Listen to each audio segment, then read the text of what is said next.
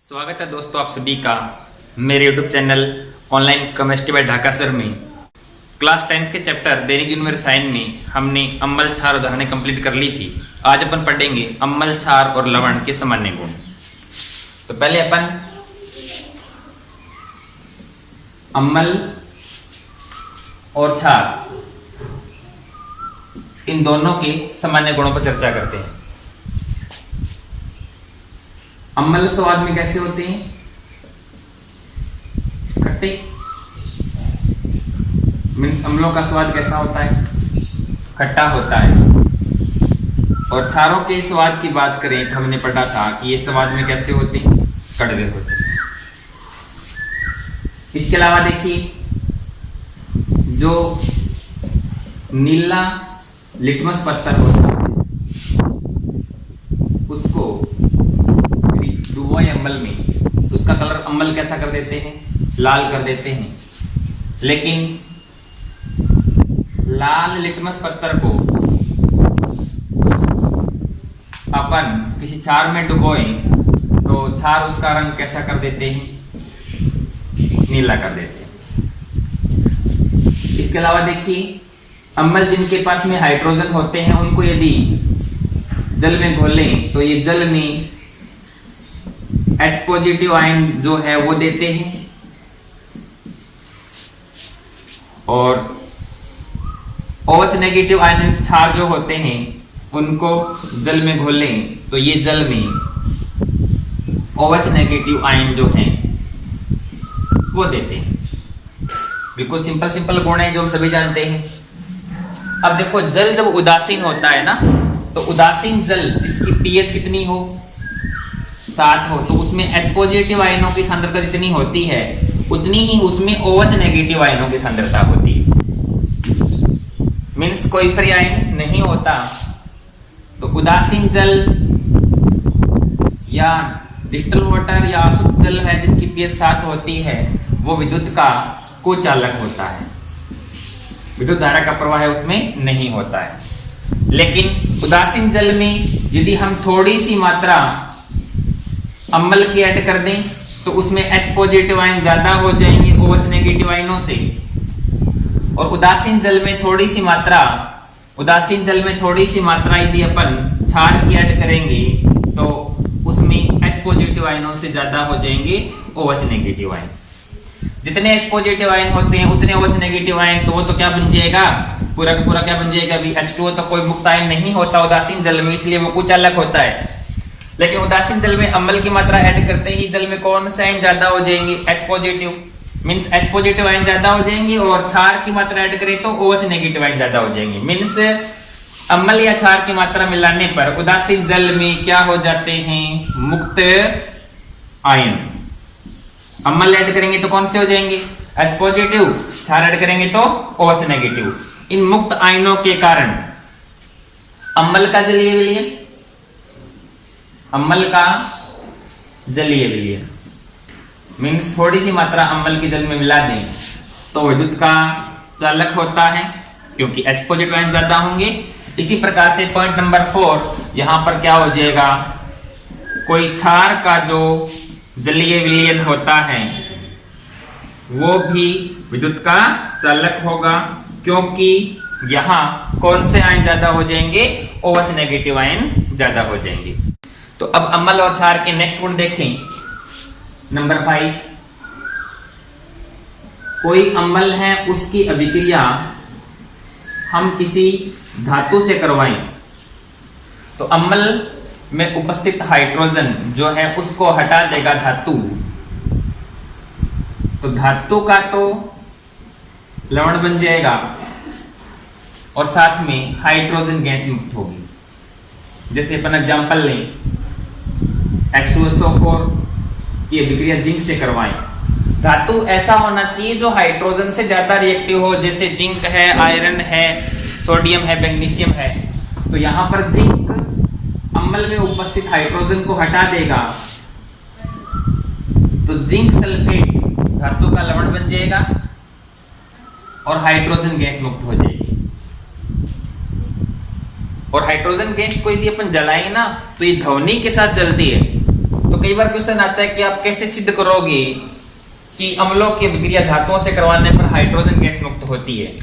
तो इसके लिए हम क्या करें, एक परखनली ले लेते हैं और इस परखनली में हम जिंक धातु के 5 टुकड़े ले लेते हैं और यहां पर कॉर्क लगा करके एक थीसेल कीट लगा दें।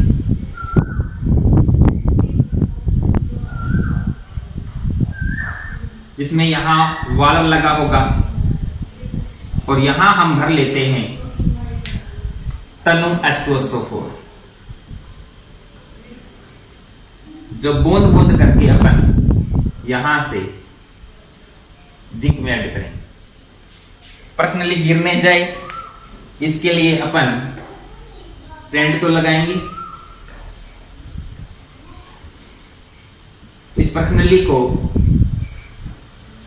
हम एक स्टैंड पर व्यवस्थित कर लेते हैं, ठीक है। इधर इधर लेके 2 स्टैंड लगा दो भी, गिरे नहीं। यहाँ पर थीसेल की पर जिसे अपन क्या डाल रहे हैं H2SO4। यहाँ कॉर्क लगा हुआ बिल्कुल बंद है ये।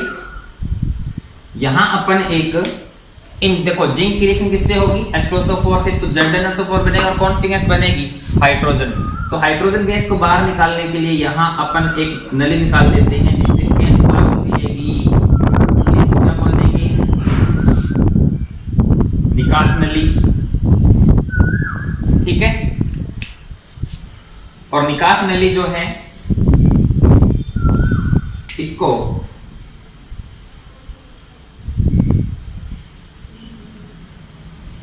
निकास नली जो है इसको अपन आगे साबुन के जलीय विलयन में डुबो करके रख देते।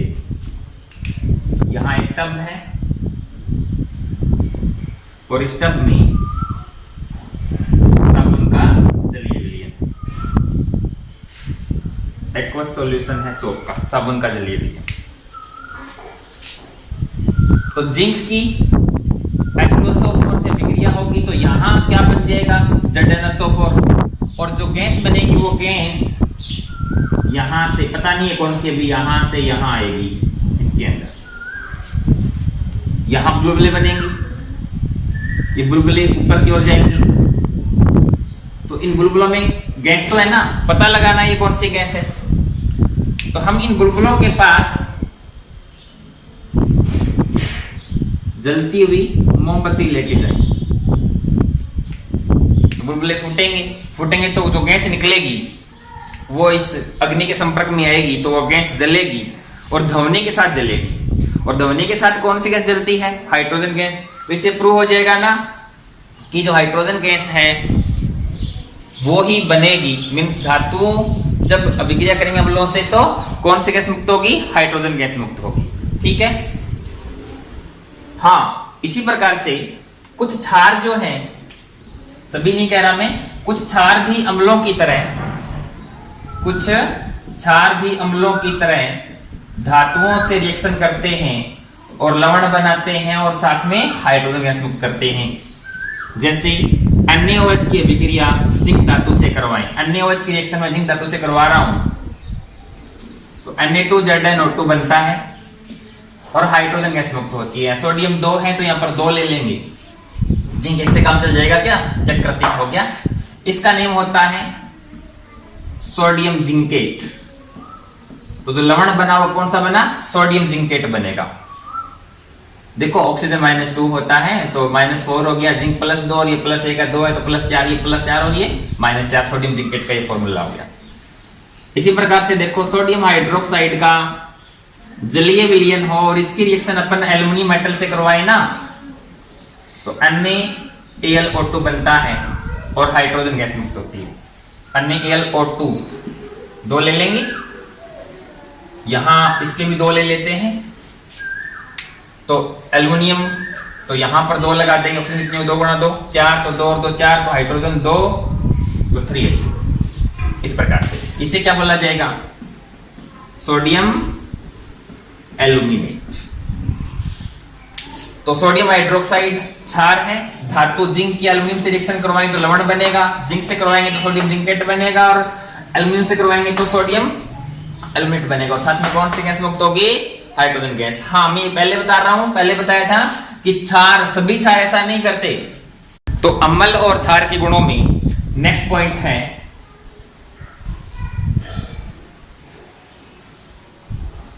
कोई क्षारीय ऑक्साइड हो,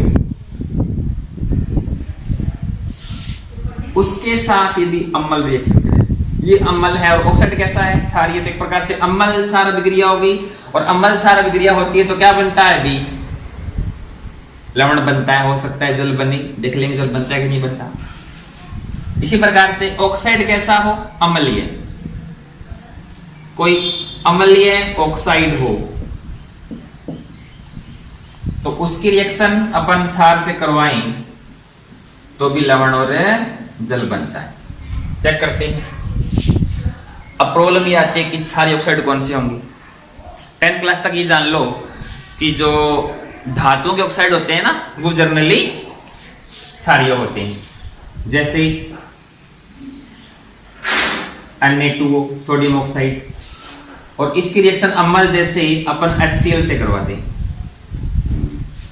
तो सोडियम और क्लोरीन क्या बन जाएगा? NaCl। सोडियम कितने हैं भाई? 2, तो 2 NaCl बनेगा। तो Cl कितने चाहिए? 2, 2 से गुणा कर देंगे, 2 हाइड्रोजन ऑक्सीजन, क्या बन गया? H2।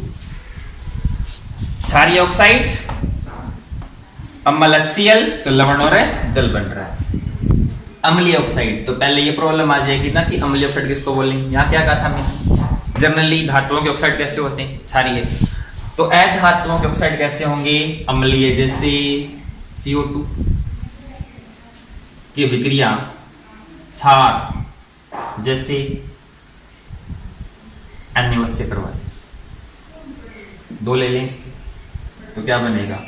Na2CO3। देखो सोडियम है 2 और CO2 और O, Na2CO3, और यहाँ जल की जगह हाइड्रोजन गैस मुक्त होगी। मैंने कहा था ना जल बन भी सकता है और नहीं भी।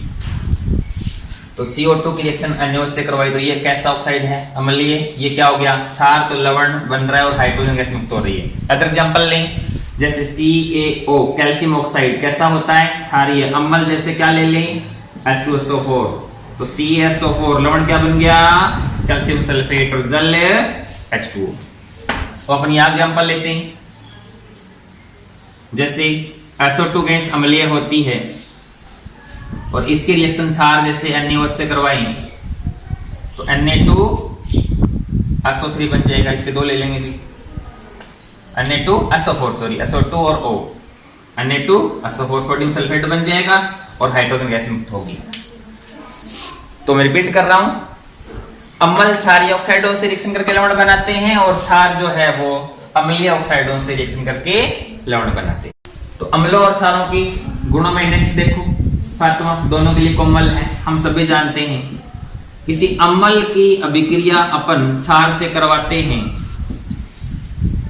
तो लवण और जल बनता है, ठीक है ना। साथ में ऊर्जा मुक्त होती है, और इस प्रोसेस को हम जनरली बोल देते हैं उदासीनीकरण। हमेशा उदासीनीकरण हो जरूरी नहीं है। अम्ल जैसे HCl, क्षार जैसे NaOH, तो लवण है NaCl और जल है H2O, ठीक है। तो ये अम्ल और क्षार दोनों का गुण हो जाएगा ना। भी अम्ल क्षारों के साथ मिलकर लवण बनाते हैं, यूं कहते हैं क्षार अम्लों के साथ मिलकर के लवण बनाते हैं। अब देखो कुछ दैनिक जीवन के एग्जांपल जिनमें अम्ल पाया जाता है। जैसे सिरके में कौन सा अम्ल होता है? एसिटिक अम्ल। इमली में कौन सा होता है? टार्टरिक अम्ल। इसके अलावा संतरे में एस्कॉर्बिक अम्ल होता है, और जो चिंटियों का डंक होता है उसमें कौन सा अम्ल होता है? फॉर्मिक अम्ल होता है। इसके अलावा हमारे स्टोमक या फिर अमाशय में जठर रस द्वारा स्रावित कौन सा अम्ल होता है? हाइड्रोक्लोरिक अम्ल होता है। तो अम्ल और क्षार के सामान्य गुणों के बाद अब हम स्टडी करते हैं लवणों की। लवण, सॉल्ट। पहले सॉल्ट बनते कैसे हैं बताने की जरूरत नहीं है, बहुत बार हो गया है। जब कोई अम्ल किसी क्षार से अभिक्रिया करता है तो लवण का निर्माण होता है, ठीक है। अब देखो प्रकृति के आधार पर ये लवण जो है वो उदासीन, अम्लीय या फिर क्षारीय हो सकते हैं। वो किस प्रकार से लेंगे देखो, अम्ल कौन साइन देता है, H पॉजिटिव आयन। क्षार कौन साइन देता है, OH negative ion. H positive ion और OH नेगेटिव आयन मिलकर क्या बना लेंगे, जल बना लेंगे।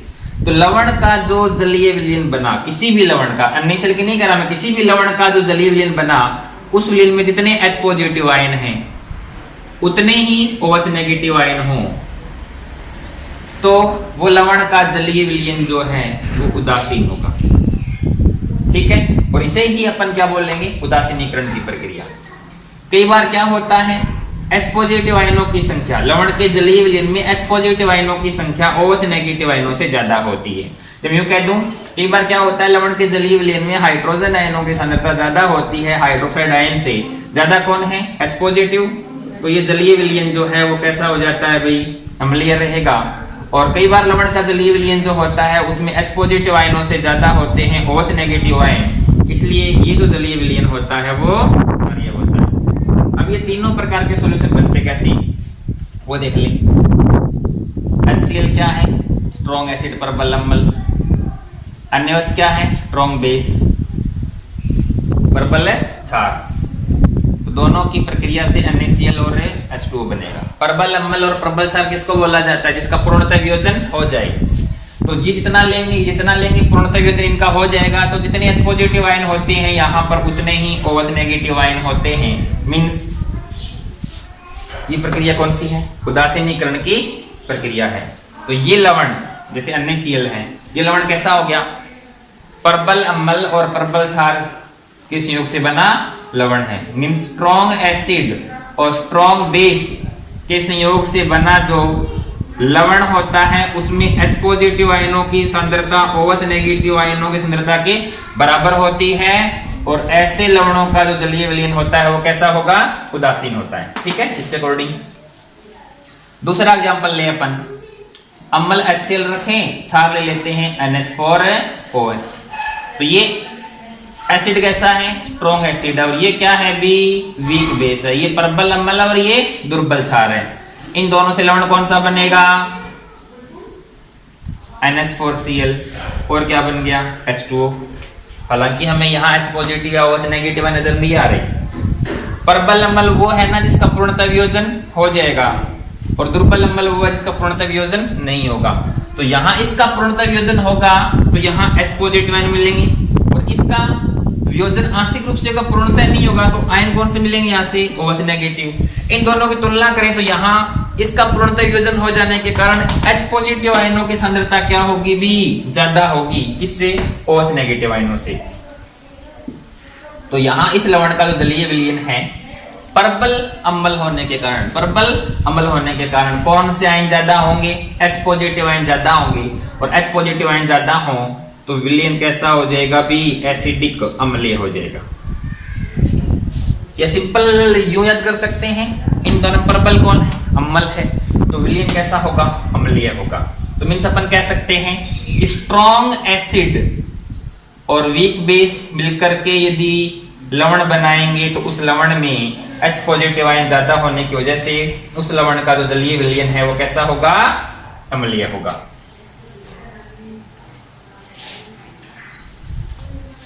इसमें आगे देखते हैं, अम्ल दुर्बल ले लें। दुर्बल अम्ल का एग्जांपल है CH3COOH, और क्षार प्रबल जैसे NaOH। Weak acid strong base, salt क्या बनेगा भी, CH3COONA, CH3COONA, और जल H2O। ठीक है, तो यहां जो लवण का जलीय विलयन बना इसमें यहां देखिए दुर्बल कौन, CH3COOH।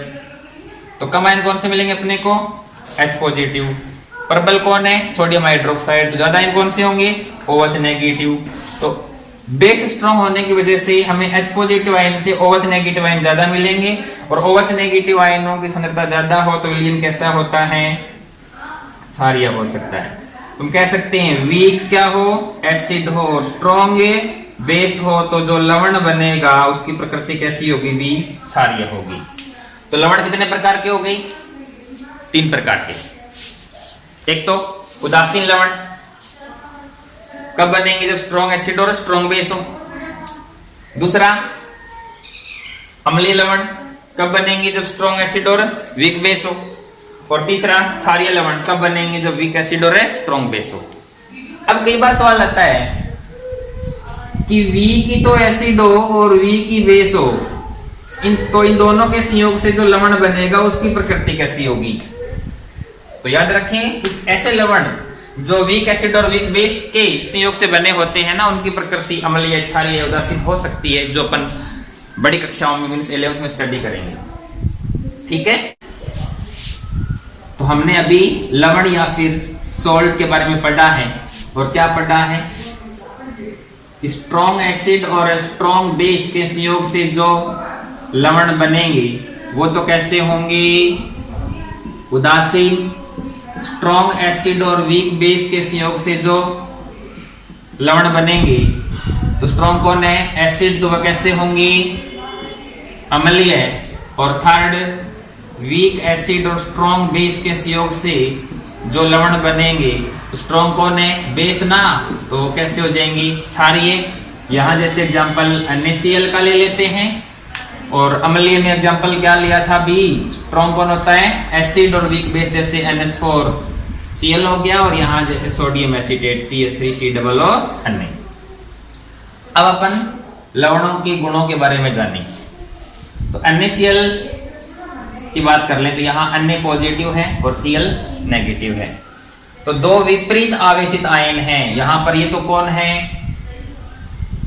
धन आयन। और ये कौन है? बी, ऋण आयन। और दो विपरीत आवेशित आयन जब आपस में पास पास आते हैं ना, तो जिस आकर्षण बल से आपस में जुड़ते हैं, इसे इलेक्ट्रोस्टैटिक फोर्स, स्थिर वैद्युत आकर्षण बोला जाता है। और इस स्थिर वैद्युत आकर्षण को ही अपन क्या बोलते हैं? आयनिक बॉन्ड बोलते हैं। तुम कह सकते हैं किसी भी लवण में दो विपरीत आवेशित आयन, धनायन और ऋणायन, आपस में जिस प्रबल अंतराणिक आकर्षण बल से जुड़े होते हैं उसे अपन स्थिर विद्युत आकर्षण बल या आयनिक बॉन्ड कहते हैं, जो बहुत प्रबल होता है। तो प्रबल आकर्षण बल के कारण ये आयन बहुत आपस में पास पास रहेंगे, क्लोज पैक रहेंगे। तो इस वजह से जो लवण होते हैं ना, इनका गलनांक, मेल्टिंग पॉइंट बहुत ज्यादा होता है या उच्च होता है। इसके अलावा ये बहुत ज्यादा जो है वो कठोर होते हैं। तो कई बार क्वेश्चन आता है कि लवण जो है इनका गलनांक बहुत ज्यादा क्यों होता है या अत्यधिक कठोर क्यों होते हैं? तो बिल्कुल सिंपल सी बात है कि जो लवण होते हैं इनमें विपरीत आवेशित आयनों के बीच में एक बहुत प्रबल स्थिर विद्युत आकर्षण बल होता है, जिससे काफी पास पास रहते हैं, और इस वजह से इनका गलनांक बहुत ज्यादा होता है और ये अत्यधिक कठोर होते हैं। लेकिन इनको जब अपन जल में घोलते हैं, किसी लवण को जल में घोलेंगे, तो जो आयन होते हैं ना वो अलग अलग हो जाते हैं। जैसे यहाँ Na पॉजिटिव और Cl नेगेटिव आयन फ्री हो जाएंगे, इनकी आकर्षण नहीं रहेगा। जो आकर्षण है स्थिर विद्युत आकर्षण बल वो टूट जाएगा और आयन क्या हो जाएंगे? फ्री हो जाएंगे। और फ्री आयनों के कारण लवण का जो जलीय विलयन होता है वो विद्युत का सुचालक होता है। अम्ल, क्षार और लवण तीनों का जलीय विलयन क्या होता है? विद्युत का चालक होता है, क्योंकि उनमें क्या हो जाते हैं? मुक्त आयन हो जाते हैं। इसके अलावा कुछ लवण जो है वो जलयोजित भी होते हैं, जलयोजित लवण भी होते हैं। जैसे बात करें Na2CO3.10H2 जलयोजित सोडियम कार्बोनेट। इसके अलावा हम बात करें CuSO4.5H2O नीला होता, कॉपर सल्फेट इसको भी बोला जाता है। CaSO4.2H2 जिप्सम, जिप्सम का फॉर्मूला है ये नीला होता है और ये जलयोजित सोडियम कार्बोनेट है। इसके अलावा K2SO4.Al2SO4 की होल थ्राइस .24H2O ये फिटकड़ी या फिर पोटासियम का फॉर्मूला है। तो यहाँ पर sodium carbonate, copper sulphate, calcium sulphate, और ये डबल सॉल्ट है, इसमें पोटेशियम सल्फेट भी है और एल्युमिनियम सल्फेट भी है, सभी के साथ में जल के अणु है। ऐसा जल जो है ना ये क्रिस्टलीय जल कहलाता है। क्या कहलाता है? क्रिस्टलीय जल। तो और जिनमें क्रिस्टलीय जल प्रेजेंट होता है उन लवणों को अपन जलयोजित लवण बोलते हैं। कई बार क्वेश्चन आता है कि फिटकड़ी को गर्म करते हैं ना तो फिटकड़ी जो फूल जाती है, क्यों, क्या कारण है इसका? तो गर्म करने पर, तवे पर गर्म करेंगे ना, तो उसकी बात कह रहा हूं मैं। तो गर्म करने पर ये क्रिस्टलीय जल है ना बाहर निकल रहा है, ठीक है, इसलिए ऐसा होता है। कई बार क्वेश्चन आता है कि जो खट्टे पदार्थ होते हैं ना उसको धातुओं के पात्र में नहीं रख सकते, क्या होता है, क्या बोला मैंने, खट्टा पदार्थ, खट्टे पदार्थ का मतलब क्या हो गया, अम्ल हो गया, और उसको किस में नहीं रख सकते, धातुओं के पात्र में नहीं रख सकते। जैसे मान लेते हैं कि जिंक का बना पात्र है तो आप उसमें नहीं रख सकते। खट्टा पदार्थ क्या है, अम्ल, धातु का बर्तन, किसका बर्तन ले लिया, जिंक, तो जिंक के पात्र में आप खट्टे पदार्थ को नहीं रख सकते, क्यों, क्या कारण है, तो मैंने पढ़ा था ना, खट्टे पदार्थों में क्या होता है, अम्ल होता है, जैसे हाइड्रोक्लोरिक अम्ल ही मान लें, और जिंक, तो यहाँ पे क्या बन जाएगा अभी, ZnCl2 और H2 मीन्स तो आंसर क्या होगा अभी, खट्टे पदार्थों में क्या पाया जाता है, अम्ल पाया जाता है, और अम्ल धातु से विलय करके क्या बना लेंगे, लवण बना लेंगे, और कौन सी गैस मुक्त कर देंगे, हाइड्रोजन गैस। इसलिए क्या नहीं कर सकते, अपन खट्टे पदार्थों को धातुओं के बर्तनों में नहीं रख सकते। ओके।